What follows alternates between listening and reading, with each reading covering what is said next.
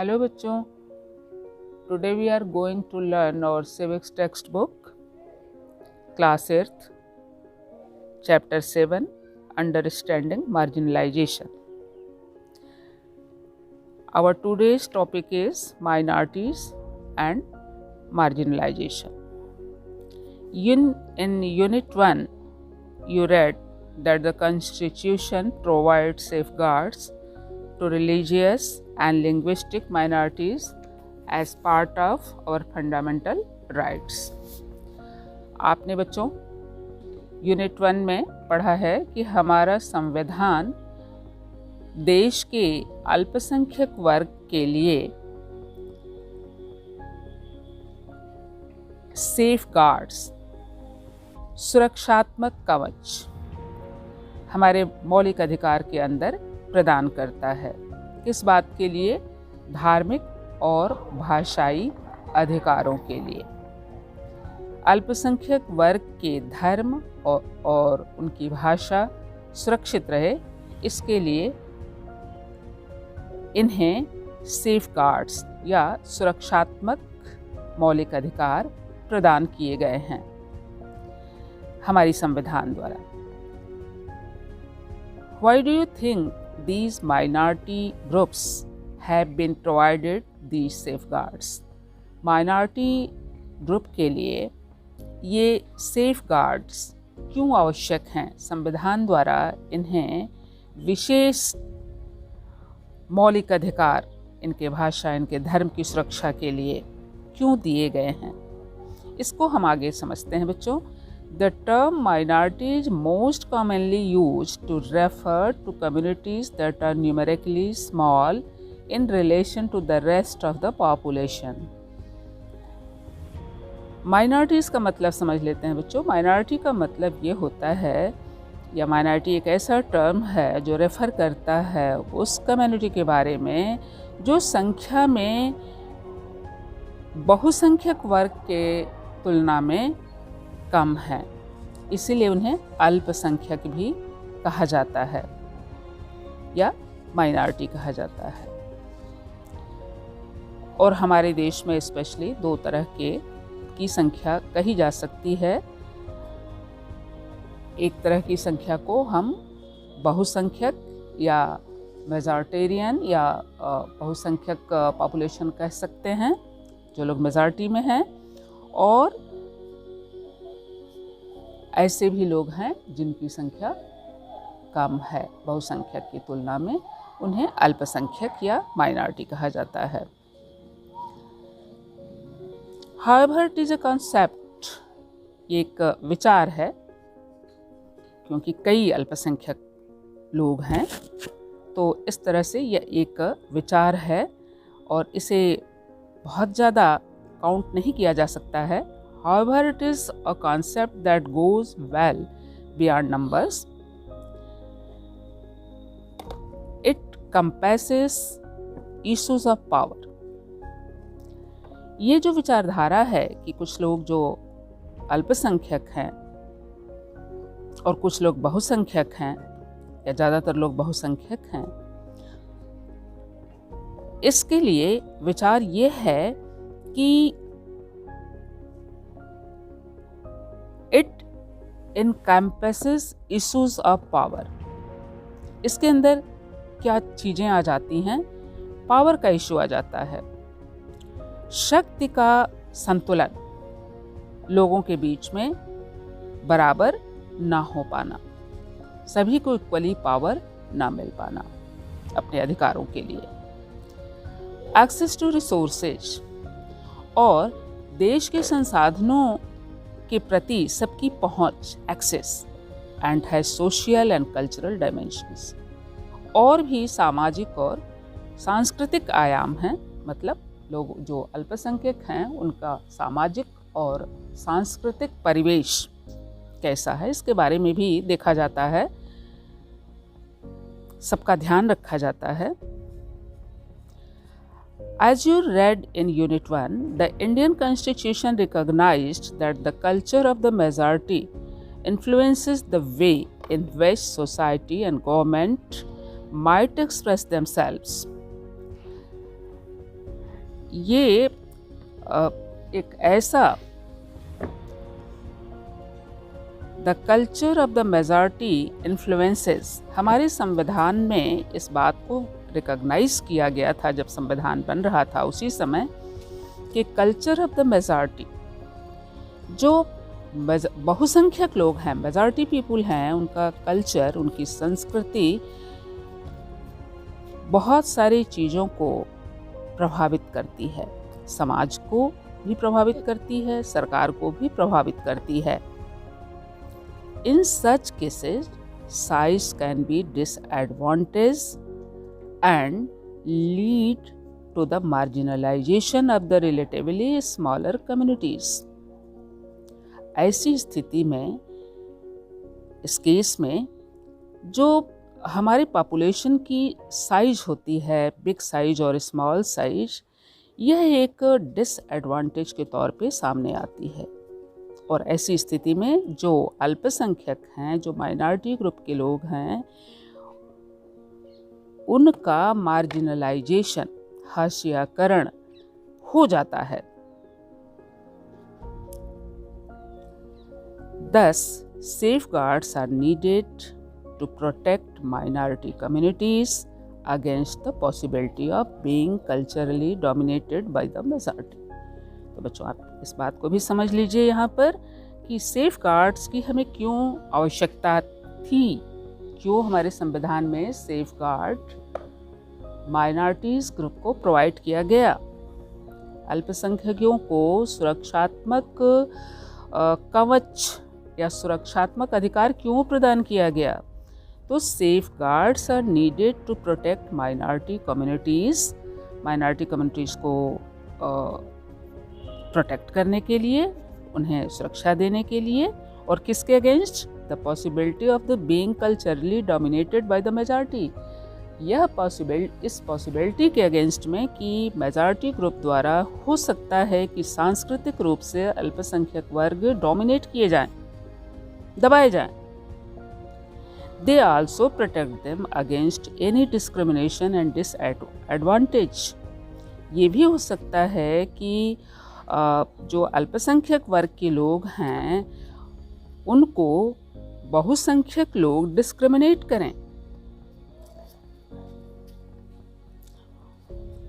और given certain conditions, communities that are small in number relative to the rest of society may feel insecure about their lives, assets and well-being. ऐसी भी संभावना हो सकती है बच्चों कि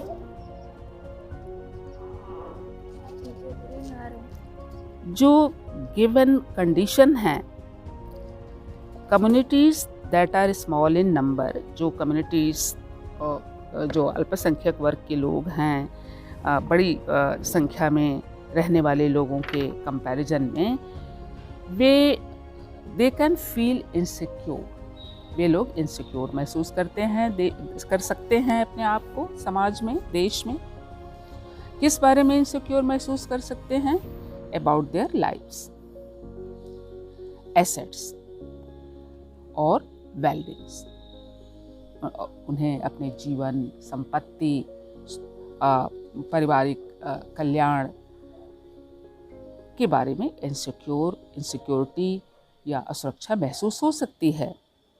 This sense of insecurity may get accentuated if the relations between the minority and majority communities are fraught. तो यह जो इनसिक्योरिटी का सेंस होगा अल्पसंख्यक वर्ग के लोगों के बारे में, एक्सेंटुएटेड, बच्चों एक्सेंटुएटेड का मतलब होता है, मतलब ये चीज़ें स्पष्ट होती हैं, make something easier to notice, ये आसानी से नोटिस कर सकते हैं या किया जा सकता है यदि relations between minority and majority communities are fraud. अगर माइनॉरिटी एंड मेजॉरिटी कम्युनिटीज़ के बीच का जो रिलेशन है वो फ्रॉड हो, आपस में, फ्रॉड का मतलब अनप्लेजेंट हो, कड़वाहट भरा हो जाए। तो अल्पसंख्यक वर्ग अपने आप को और भी असुरक्षित, इनसिक्योर समझने लगेगा, अपनी लाइफ के लिए अपने को इनसिक्योर समझेगा, अपने एसेट के लिए और अपने वेलबींग के लिए। The Constitution provides these safeguards because it is committed to protecting India's cultural diversity and promoting equality as well as justice. तो इस लाइन को भी आप अच्छी तरह से ध्यान रखिएगा। हमारे संविधान ने जो अल्पसंख्यक वर्ग के लोग हैं उन्हें जो सेफगार्ड्स प्रोवाइड किया है वह भारत की सांस्कृतिक विविधता, एकता को प्रमोट करने के लिए और सबको सही न्याय दिलाने के लिए ये सेफगार्ड्स हमारे कॉन्स्टिट्यूशन ने कमिट किया है।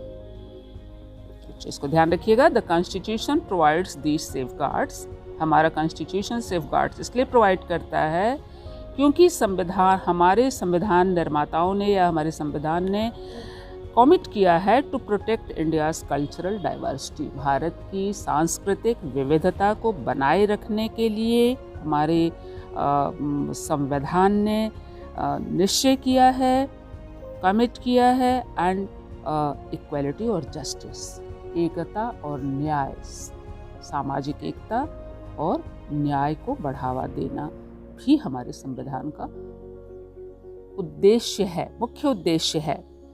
इसके लिए अल्पसंख्यकों को सेफगार्ड दिया गया है as a fundamental rights. As you have already read in chapter 5, the judiciary plays a crucial role in upholding the law and enforcing fundamental rights. आप चैप्टर 5 में अभी आपने पढ़ा कि हमारी जुडिशियरी भी एक क्रूशियल रोल प्ले करती है, एक इम्पॉर्टेंट रोल प्ले करती है एनफोर्सिंग फंडामेंटल राइट्स, हमारे फंडामेंटल राइट्स या मौलिक अधिकार को सुरक्षित करने के लिए, प्रत्येक व्यक्ति का मौलिक अधिकार सुरक्षित करने के लिए हमारी जुडिशियरी भी एक क्रूशियल रोल प्ले करती है। Every citizen of India can approach the courts if they believe that their fundamental rights have been violated. कोई भी भारत का नागरिक सुप्रीम कोर्ट तक या कोर्ट्स तक, कोई तीन कोर्ट्स हैं जिसे आप पढ़ चुके हैं, lower court, high court and supreme court, तो अपने अधिकारों के लिए, स्पेशली फंडामेंटल राइट्स के लिए कोई भी भारत का नागरिक अप्रोच कर सकता है, जुडिशियरी तक, कोर्ट तक जा सकता है अगर उसे ऐसा लगे कि उसके मौलिक अधिकार को कहीं से कोई संस्था या कोई व्यक्ति वायलेट कर रहा है, उसको नुकसान पहुंचा रहा है। Now let us understand marginalization in the context of the Muslim community. आगे बच्चों हम लोग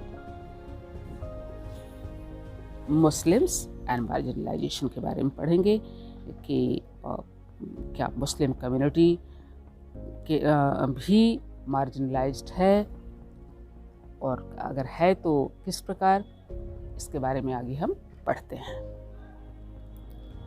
According to 2011 census, Muslims are 14.2% of India's population and are considered to be marginalized community. तो अभी आपने देखा कि आदिवासी या ट्राइबल ग्रुप के लोगों को मार्जिनलाइज्ड कहा गया है। आपने उनके बारे में पढ़ा, क्यों वे मार्जिनलाइज्ड हैं, इसके बारे में आपने जाना। अब आगे बच्चों हम लोग देखेंगे कि दूसरा जो एक देश का मुख्य समुदाय है जिसे मार्जिनलाइज्ड कहा जा रहा है वह है मुस्लिम कम्युनिटी। 2011 के सेंसस के हिसाब से मुस्लिम्स हमारे देश में 14.2% उनकी संख्या है, उनकी population, and they are considered to be marginalised community. In India today, because in comparison to other communities, they have over the years been deprived of the benefits of socio-economic development। ऐसा समझा जाता है कि काफ़ी दिनों तक ये अपने सोशियो और इकोनॉमिक डेवलपमेंट या सोशियो इकोनॉमिक डेवलपमेंट के लिए जो इन्हें बेनिफिट्स मिलना चाहिए थे, जो लाभ मिलना चाहिए, उससे ये वंचित रह गए।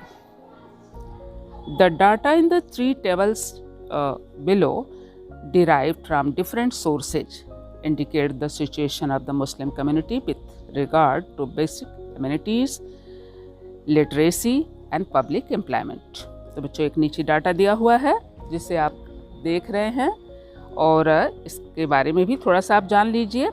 इस डेटा के अंतर्गत आप जो कि डिफरेंट सोर्सेज से कलेक्ट करके आपके बुक में दिया गया है, ये शो करता है कि ये डेटा शो करता है कि किस तरह से मुस्लिम कम्युनिटी अपनी बेसिक एमिनिटीज़ को अभी नहीं प्राप्त कर पाए हैं, नहीं ऑब्टेन कर पाए हैं। तो ये बेसिक एमिनिटीज़ क्या होती हैं बच्चों? आवश्यकताएं जो किसी भी व्यक्ति के विकास के लिए बहुत ही आवश्यक होती हैं। इसमें 3 चीज़ों को लिया गया है। एक तो लिटरेसी रेट इनका, दूसरा पब्लिक एम्प्लॉयमेंट और तीसरा इनका एम्प्लॉयमेंट। तो देखते हैं बच्चों नीचे socio economic status of the Muslim community. तो आप पहले डाटा में आप देख रहे हैं एक्सेस ऑफ बेसिक एमिनिटीज़। ये जो डेटा इकट्ठा किया गया है ये 2008 to 2009 का है। 4 रिलीजियस कम्युनिटी दी गई हैं, हिंदू, मुस्लिम, क्रिश्चियन एंड सिख। और दिखाया गया है कि पक्का हाउस, इलेक्ट्रिसिटी और टैप वाटर किन लोगों के पास है। तो आप इसे देखेंगे, हम एक आपको पढ़ के बता रहे हैं।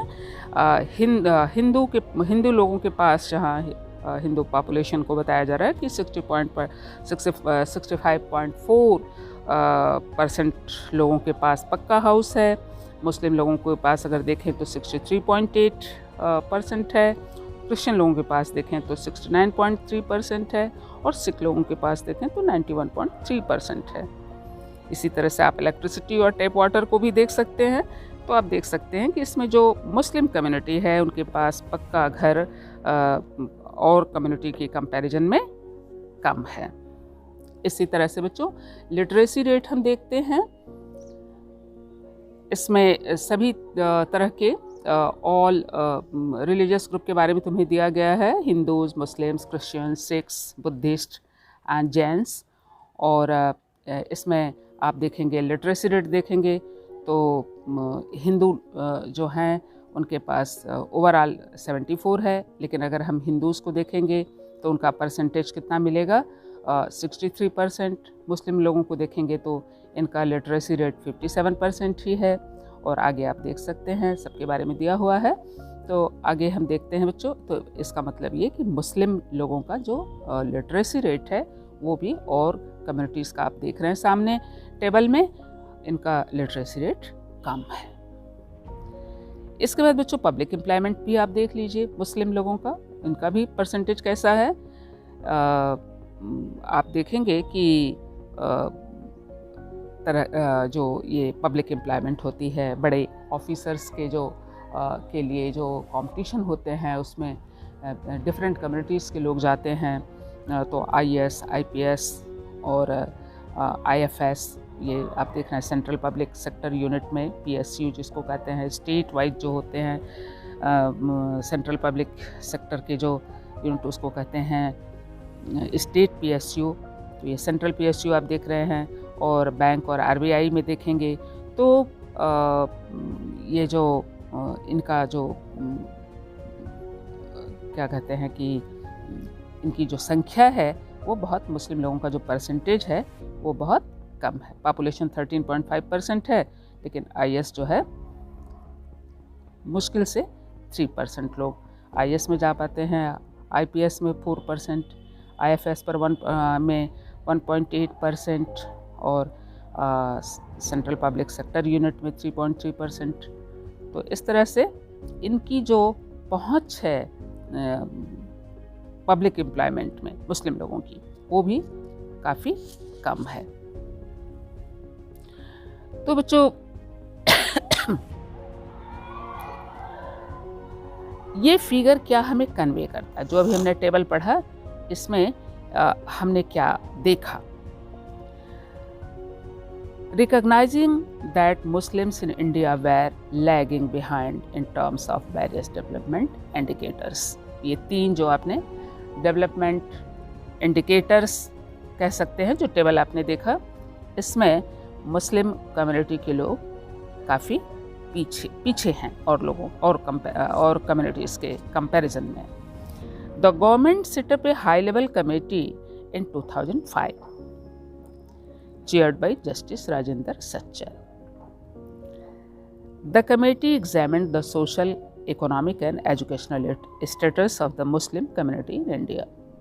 तो इस आप समझ रहे हैं कि राजेंद्र सच्चर नाम जस्टिस राजेंद्र सच्चर ने के चेयरपर्सन के तौर पे एक कमेटी हमारे यहाँ सेट की गई थी। इस कमेटी का सेटअप किया गया था 2005 में, और ये एक हाई लेवल की कमेटी थी जिसको सच्चर कमेटी के नाम से भी जानते हैं। तो इस कमेटी का उद्देश्य था कि मुस्लिम कम्युनिटी का सोशल और इकोनॉमिक और एजुकेशनल स्टेटस हमारे देश में क्या है। The report of this committee, the report discussed in detail the marginalization of this community. इस कम्युनिटी ने काफ़ी डिटेल में मुस्लिम कम्युनिटी के बारे में अपनी report the. It suggests that on a range of social and economic and educational indicators, the situation of the Muslim community is comparable to that of other marginalized communities like scheduled caste and scheduled tribes. हमारे देश में जो scheduled caste और scheduled tribes के लोग हैं, आदिवासी या tribal groups को scheduled tribes भी कहते हैं। scheduled caste के बारे में भी आपने पढ़ा है, तो आगे भी हम पढ़ेंगे। तो ये भी मार्जिनलाइज्ड कम्युनिटी के लोग हैं। तो सच्चर कमेटी की रिपोर्ट थी कि जैसे इन कम्युनिटीज़ के लोग मार्जिनलाइज्ड हैं, वैसे ही मुस्लिम कम्युनिटी के लोग भी मार्जिनलाइज्ड हैं। For example, according to the report, the average years of schooling for Muslim children between the age of 7 to 16 is much lower than that of other socio-religious communities. मुस्लिम परिवार से जो बच्चे हैं, वो 7 साल से लेकर 16 साल तक वाले जो बच्चे हैं, इनकी स्कूलिंग और कम्युनिटीज़ के कंपैरिजन में बहुत कम है।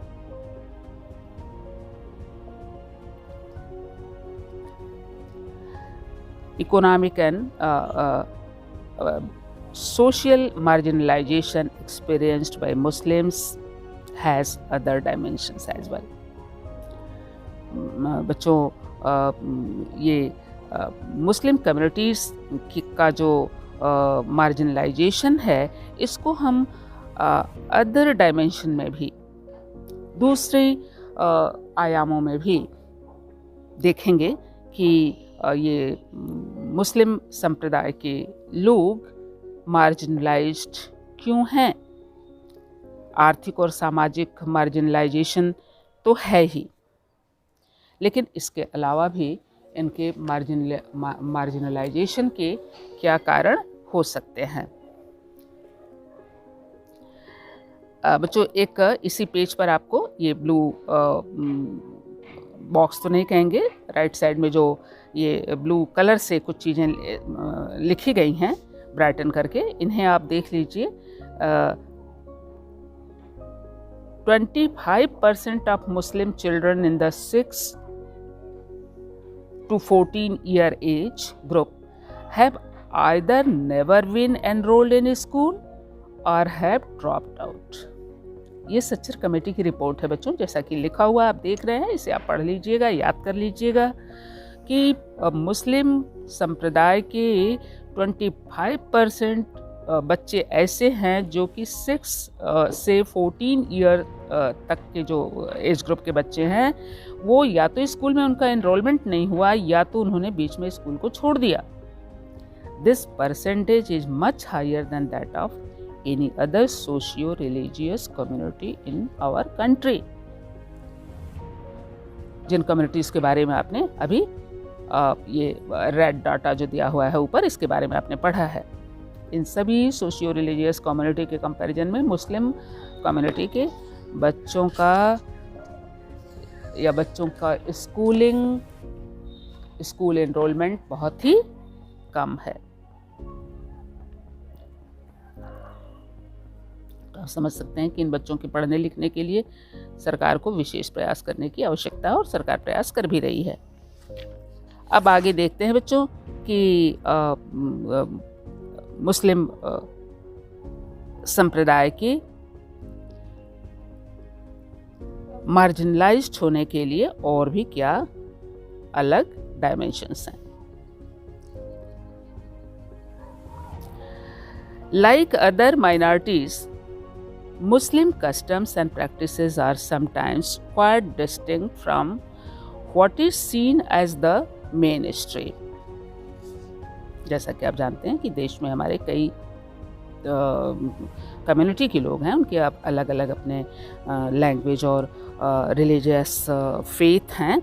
तो Muslim customs and practices are sometimes quite distinct. Muslim customs, रीति रिवाज और उनके जो रिलीजियस प्रैक्टिसेस हैं वो बिल्कुल दूसरे मेन स्ट्रीम से डिफरेंट हैं। Sometime not all Muslims wear a बुर्का।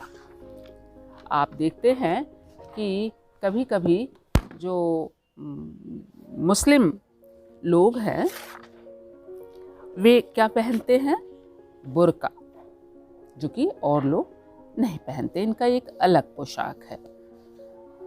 Sport a long beard, लंबी दाढ़ी, लॉन्ग बियर्ड रखते हैं। वियर ए फेज, एक कैप या टोपी पहनते हैं। And these become ways to identify all Muslims. और हम ये जो तीनों आपने देखा, लेडीज़ में बुर्का पहनते हैं और जो जेंट्स हैं वो लॉन्ग बियर्ड और फेस माने वो टोपी पहन लेते हैं। तो इस तरह से these becomes ways to identify all Muslim. हम सारे मुसलमानों को इन्हीं पोशाकों द्वारा पहचानते हैं। Because of this, they tend to be identified differently, and some people think that they are not like the rest of us. अब इसकी वजह से वे और लोगों से अलग पहचाने जाते हैं और लोग सोचते हैं कि they are not like the rest of us. ये मुस्लिम लोग तो कुछ और ही हैं, हमसे बिल्कुल अलग हैं। Often this becomes an excuse to treat them unfairly. कभी कभी लोग जब किसी को अपने से अलग समझते हैं तो उसके साथ क्या करते हैं, अनफेयरली ट्रीट करने लगते हैं। एंड डिस्क्रिमिनेट अगेंस्ट देम, उनके साथ भेदभाव भी करने लगते हैं कि ये तो हमसे अलग हैं, इनके साथ हम मिक्स नहीं हो सकते हैं।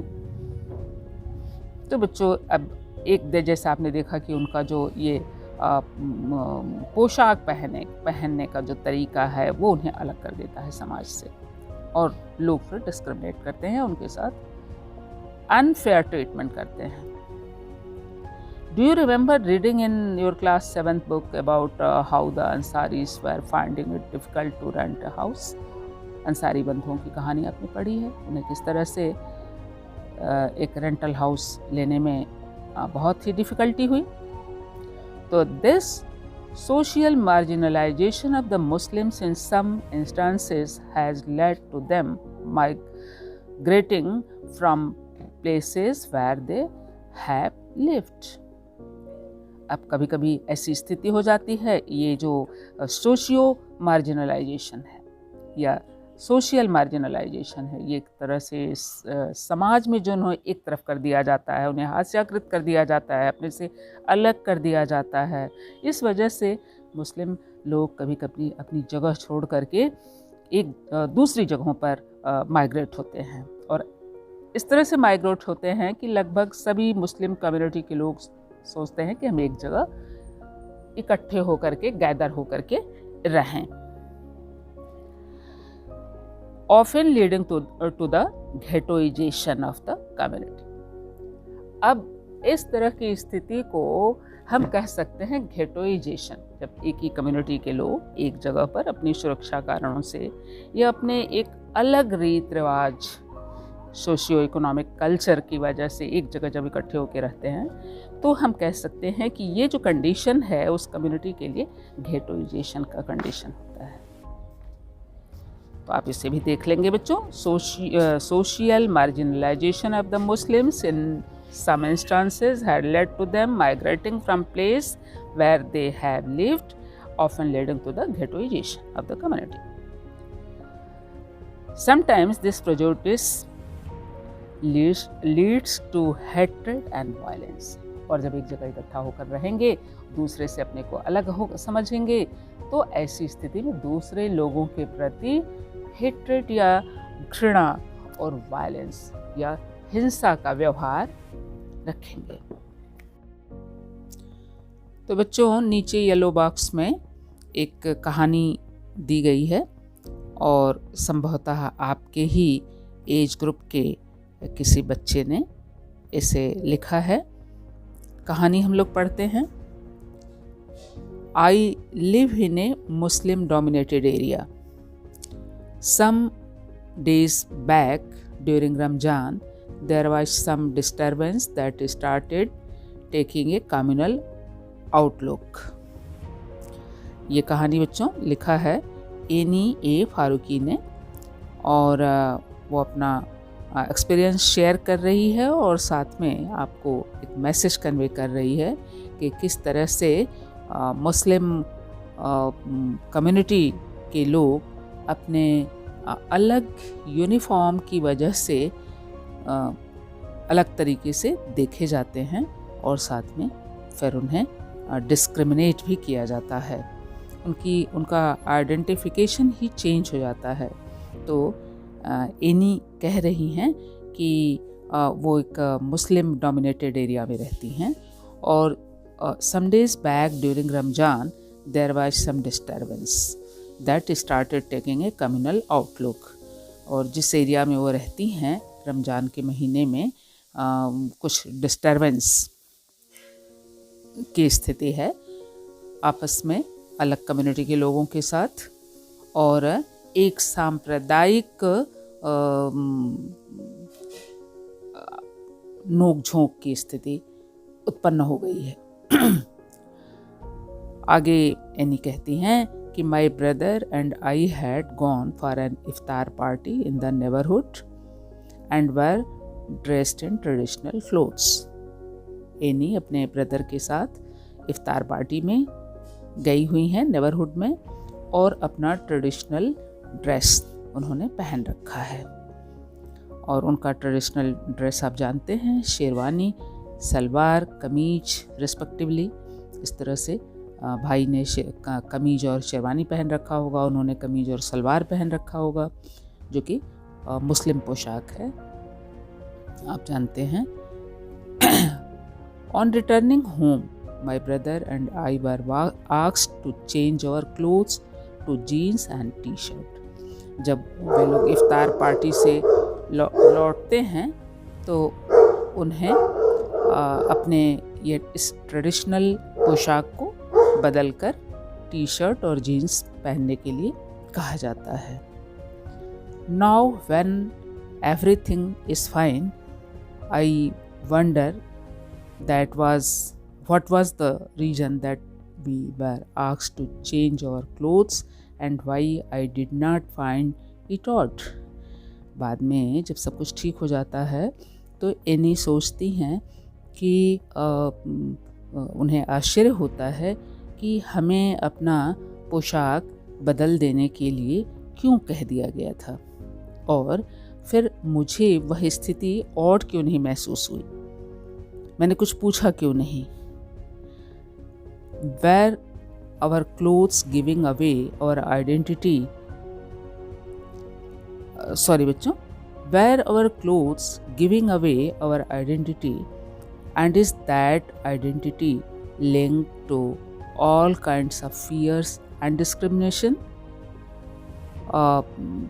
एनी फिर पूछती हैं कि क्या हमारे जो क्लोथ्स थे वो क्या हमें हमारी आइडेंटिटी से को चेंज कर दे रहे थे, हमारी आइडेंटिटी को क्या वे बदल दे रहे थे, और and is that identity link to all kinds of fears, और जो हमने अपना ट्रेडिशनल पोशाक पहना हुआ था वह पोशाक ही हमारे हर तरह के भय और भेदभाव का कारण था।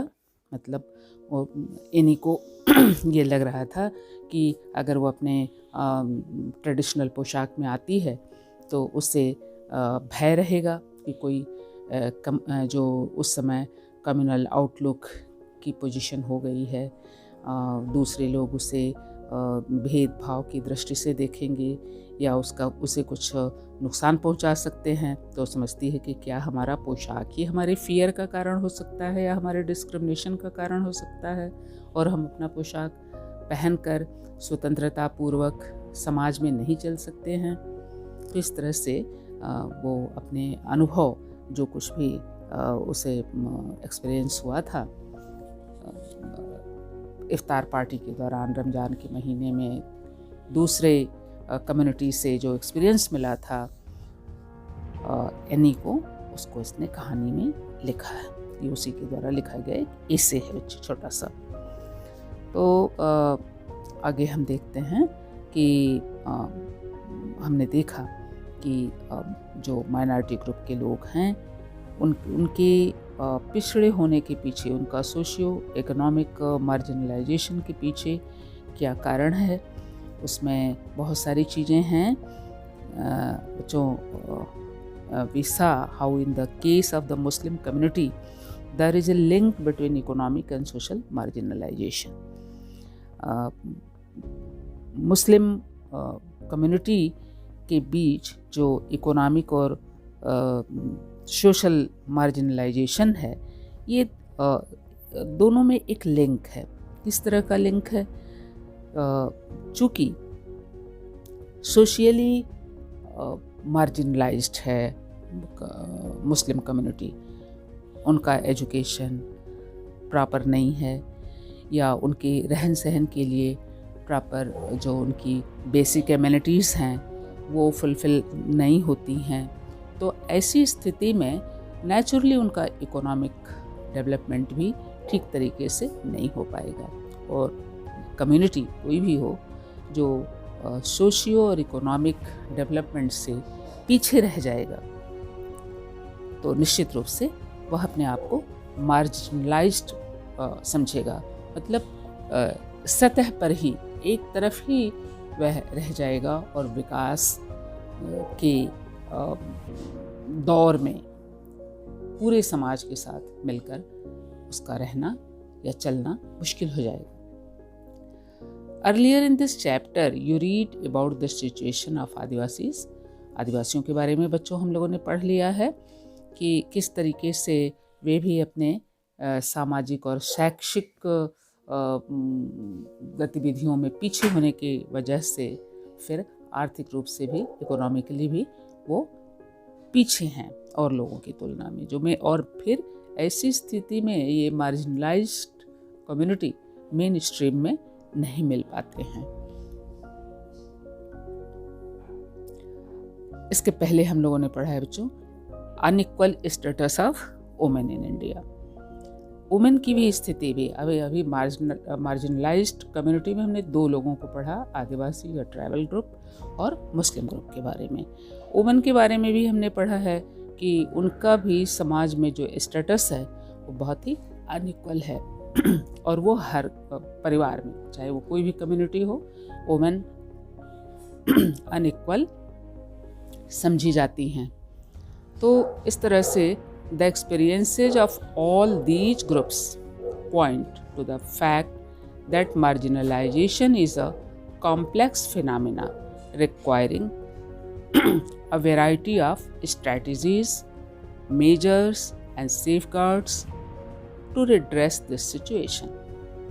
तो ये एक इम्पॉर्टेंट बात है कि अब तक का जो पाठ पढ़ने से और इसके पहले के पाठों को पढ़ने से भी जो हमें एक्सपीरियंस मिला वो हमें क्या बताता है। सारे ही ग्रुप जो चाहे वो जो मार्जिनलाइज्ड हैं, चाहे आदिवासी हों, मुस्लिम हो या वुमेन ग्रुप हो, ये सारे ही ग्रुप्स पॉइंट करते हैं इस फैक्ट की ओर कि marginalisation is a complex phenomena. यह एक कॉम्प्लेक्स फिनोमिना बच्चों, यह एक ऐसा कॉम्प्लेक्स लक्षण है समाज में। एक कॉम्प्लेक्स का मतलब होता है जिसमें बहुत सारी चीज़ें एक साथ मिश्रित हों, उलझी हुई हों, तो कॉम्प्लेक्स फिनोमिना है ये एक समाज में। जिस समाज के कई सारे लोग मार्जिनलाइज्ड हों, कई सारी कम्युनिटीज़, कई सारे ग्रुप मार्जिनलाइज्ड हों, तो उनके मार्जिनलाइजेशन को किस तरीके से कन्फ्रंट किया जाए, कैसे उनके विकास के लिए कौन से मेज़र लिए जाएं, कैसे उन्हें मेन स्ट्रीम में लाया जाए, तो कौन सी स्ट्रैटेजीज़ अपनाई जाएं। तो ये बच्चों डिपेंड करता है, ये हम सब लोगों को इस बात को समझना होगा और इसे दूर करने में सहयोग देना होगा। तो इसके लिए वैरायटी आप देख रहे हैं कि इस कॉम्प्लेक्स फिनोमिना को ओवरकम करने के लिए variety of strategies and measures, बहुत सारे तरीके अपनाने पड़ेंगे, उपाय अपनाने पड़ेंगे। मेजर्स, स्ट्रैटेजीज माने कार्य करने का के लिए रणनीति बनाना। स्ट्रैटेजीज का मतलब होता है किस तरह से रणनीति बना करके इन लोगों को समाज में मेन स्ट्रीम में ले आया जाए। और आप जैसा कि जानते हैं सेफगार्ड्स भी हैं, तो जो कि हमारे संविधान और हमारी सरकार की ओर से सुनिश्चित किए जाते हैं। तो रिड्रेस का मतलब जान लीजिए। रिड्रेस का मतलब होता है किस तरीके से सारी समस्याओं का निवारण किया जाए। All of us have a stake in protecting the rights defined in the constitution. हम सभी लोगों को जो कॉन्स्टिट्यूशन ने जो राइट्स दिए हैं, डिफाइन किए हैं राइट्स को, उसे सभी समुदाय को बराबर देने के लिए सहयोग करना पड़ेगा। और without these we will never be able to protect the diversity that make our community unique nor realise the state's commitment to promote equality for all. और बिना इसके बच्चों कि जब तक कि हम सब लोग अल्पसंख्यकों के या माइनॉरिटीज़ के राइट्स को बनाए रखने के लिए सहयोग नहीं करेंगे, सिर्फ कॉन्स्टिट्यूशन और लॉज के द्वारा जो पॉलिसीज़ फ्रेम की गई हैं उनसे हमारे सारा कम्युनिटी जो माइनॉरिटी ग्रुप है उनका डेवलपमेंट नहीं हो पाएगा। और बच्चों हमारे देश की जो डाइवर्सिटी है वो भी नहीं प्रोटेक्ट हो पाएगी। और हमारी डाइवर्सिटी ही हमारे देश को यूनिक कंट्री बनाती है। और देश को यूनिक कंट्री बनाए रखने के लिए, अपनी डाइवर्सिटी को प्रोटेक्ट करने के लिए हम सब लोगों को कहा जा रहा है कि all of us have a stake in protecting the rights defined in the constitution. जो भी अल्पसंख्यकों को या माइनॉरिटीज़ ग्रुप के लिए जो राइट्स डिफाइन किया गया है हमारे कॉन्स्टिट्यूशन के अंदर, और जो लॉ और पॉलिसी फ्रेम की गई है उनको रिलीज़ करने के लिए, रियलाइज़ करने के लिए और उनकी राइट्स को बनाए रखने के लिए हम सब लोगों को सहयोग करना पड़ेगा। तो बच्चों, आज का पाठ इतना ही। एक और करेक्शन आप कर लेंगे बच्चों। देयर आर टू थिंग्स बच्चों। एक हम देखते हैं सोशल इक्वालिटी और social unity. Social unity means सामाजिक एकता, और सोशल इक्वालिटी यानी सामाजिक समानता।